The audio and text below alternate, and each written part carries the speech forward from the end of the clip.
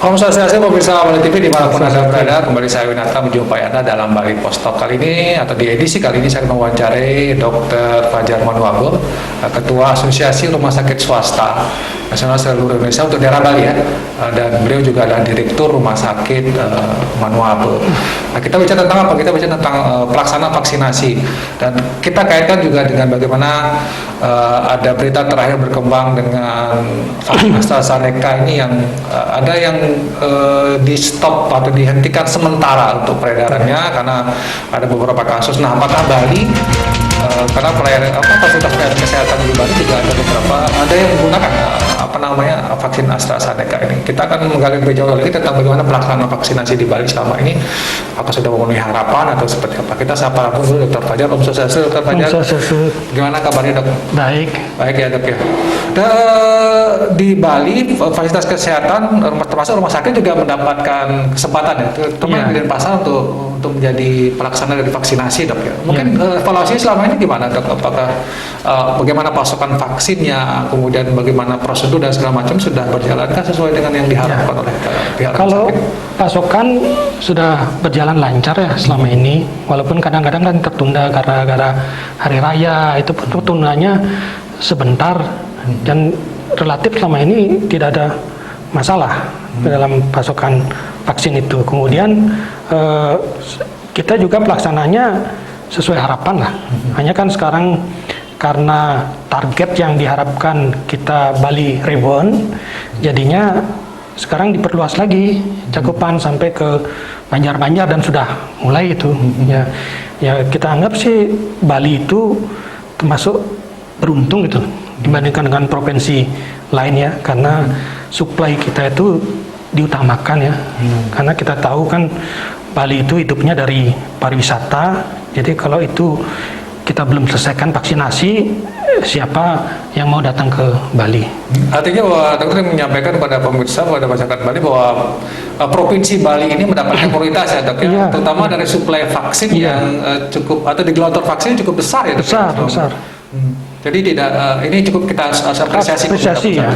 Nah, bagaimana dengan ini, Dok? Dengan katakanlah minat atau karena kan juga ada resistensi dari masyarakat berkaitan dengan vaksinasi, ada yang takut, ada yang. Nah, bagaimana pengamatan dokter selama ini untuk masyarakat Bali khususnya terhadap minat mereka untuk bervaksinasi ini? Di awal-awal ketika bulan Maret itu ya kan masih ada ketakutan.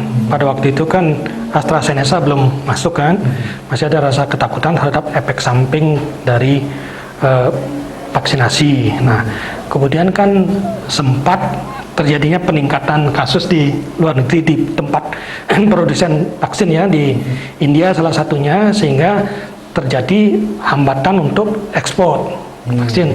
Nah, ketika berita itu muncul, maka masyarakat berbondong-bondong mengejar vaksin, akhirnya takut juga hidup tanpa vaksinasi.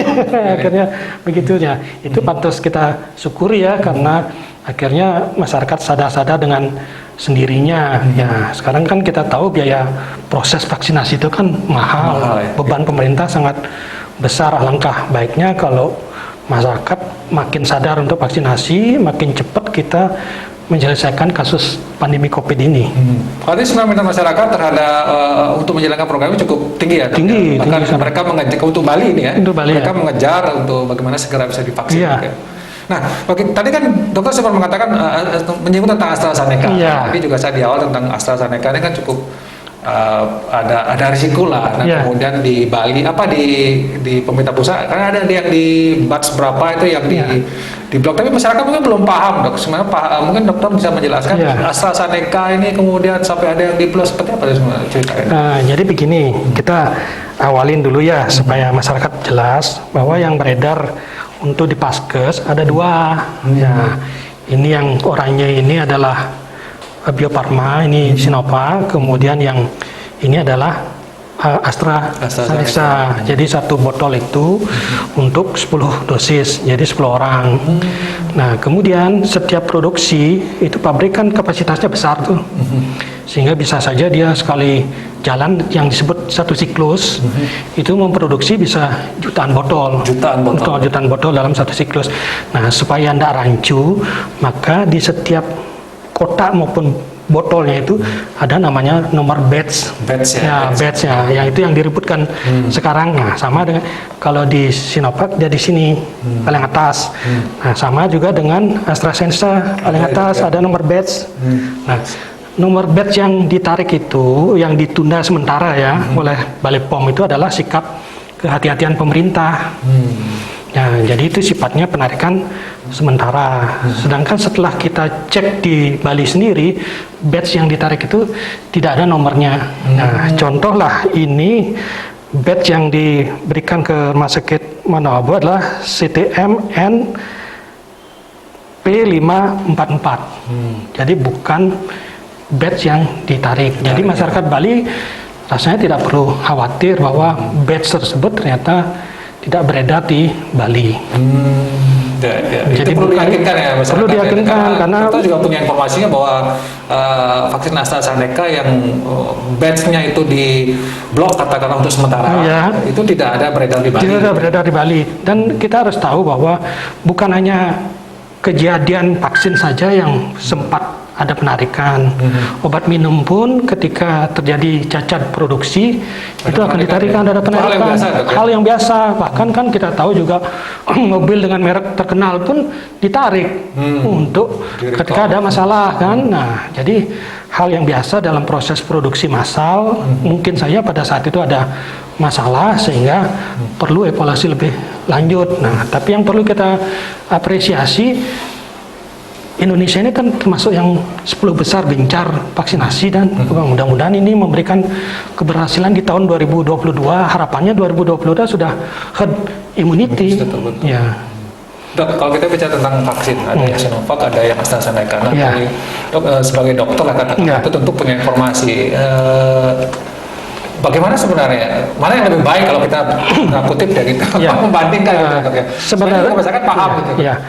Kalau Sinovac itu teknologinya kan teknologi yang lama ya, jadi dia virus dilemahkan. Sedangkan kalau AstraZeneca kan sudah mulai bermain genetik nih.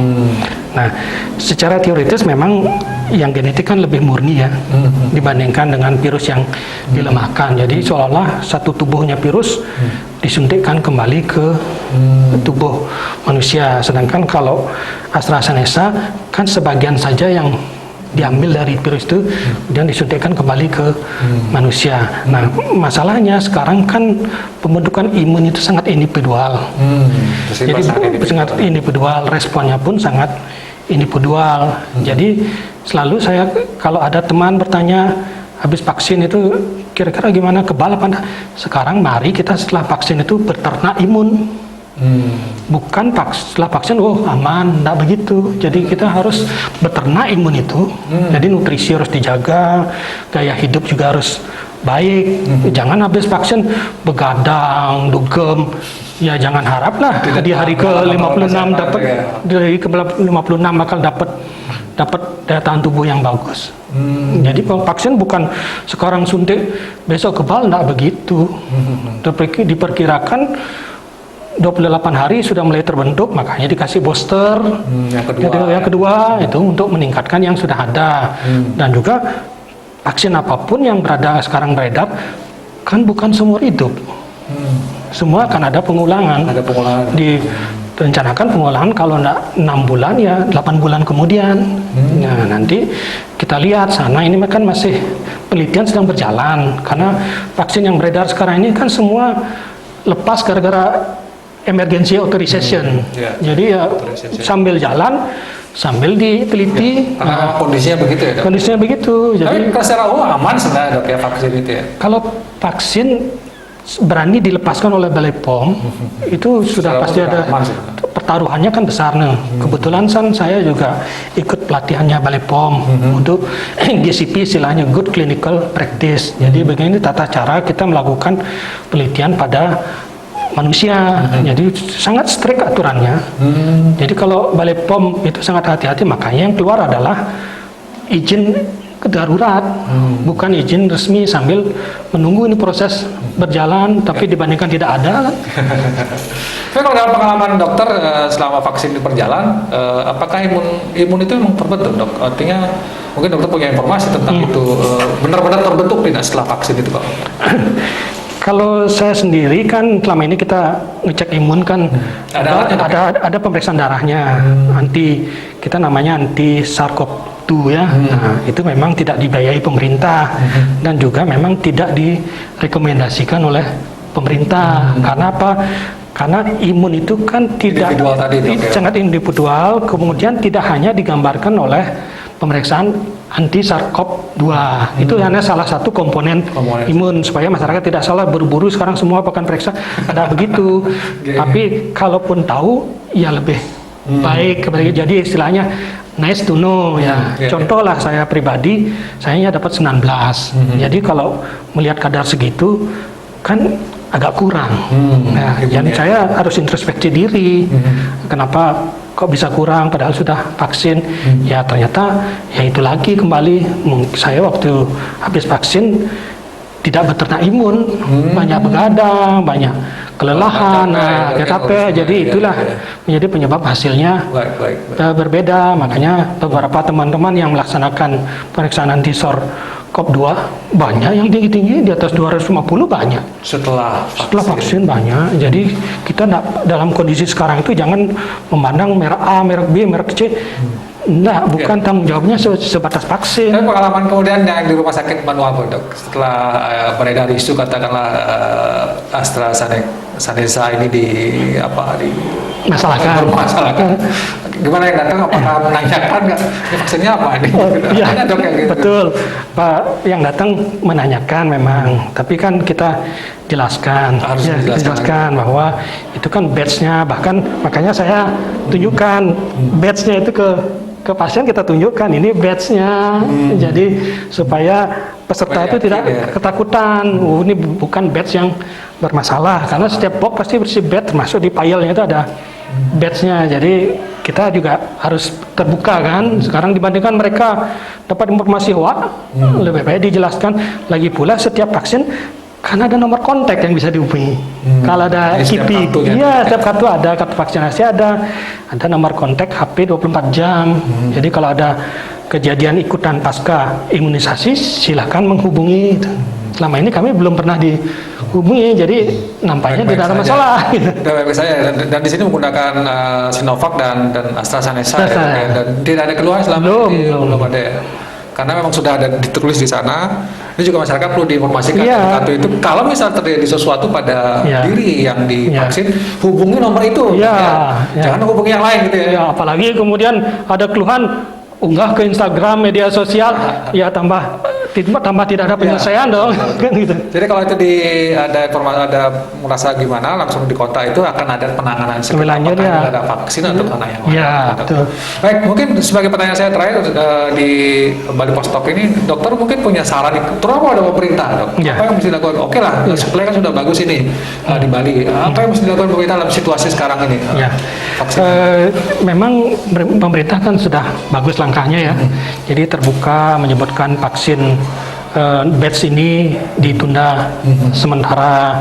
Nah, hanya kan yang diributkan yang umur 21 menjelang 22 yang di Jakarta yang meninggal itu. Nah, itu kan tentu wajar jawaban tim KIPI tidak bisa menjelaskan penyebab yang pasti karena tidak dilakukan otopsi kan. Nah, itu jadi masalahnya. Apapun peristiwa yang terjadi akibat AstraZeneca, kita harus terima upaya vaksinasi ini. Coba kita bandingkan saja lah sekarang vaksinasi gotong royong. Per orang itu perusahaan dibebani sekali suntik 500.000. Dua kali 1 juta. Dua kali 1 juta. Kemudian pemerintah memberikan gratis kepada masyarakatnya. Ya, kalau kita tidak jalankan itu, kapan pulihnya ekonomi Bali terutama ini yang mengandalkan pariwisata. Jadi memang efek samping apapun ada. Bahkan obat-obat yang sudah merek terkenal dan sudah lama saja kadang-kadang muncul efek samping. Kan namanya juga produksi massal ya. Jadi memang harus selalu akan muncul sesuatu yang tidak diinginkan. Tapi pemerintah juga sudah waspada terhadap hal tersebut. Makanya setiap kartu vaksinasi kan ada nomor telepon yang dihubungi. Janganlah ada efek samping justru ke media sosial jalan larinya, lebih telepon yang memang pantas dihubungi kan gitu. Baik. Ya. Jadi itu yang perlu dilakukan dok ya. Ya, kita sepakat bahwa vaksinasi ini setidak-tidaknya sekarang mungkin jalan yang terbaik yang harus kita jalani dok ya. Karena takut juga kalau misalnya ini beredar terus informasi seperti ini, masyarakat takut vaksinasi dan ini akan justru tidak akan menyelesaikan. Iya, efek negatif jadinya. Baik, terima kasih dok. Ya. Dr. Fajar atas waktunya dan penjelasannya yang cukup memberikan kita gambaran bagaimana tentang pelaksana vaksinasi, kemudian berkaitan dengan vaksin yang bermasalah tadi ya. Dan kita bisa simpulkan bahwa bagaimana sebenarnya kita sepakat dulu vaksinasi ini penting sehingga masyarakat jangan takut untuk vaksinasi, dan pemerintah juga sudah melakukan upaya-upaya untuk mencegah jika memang membahayakan itu sudah langsung di stop.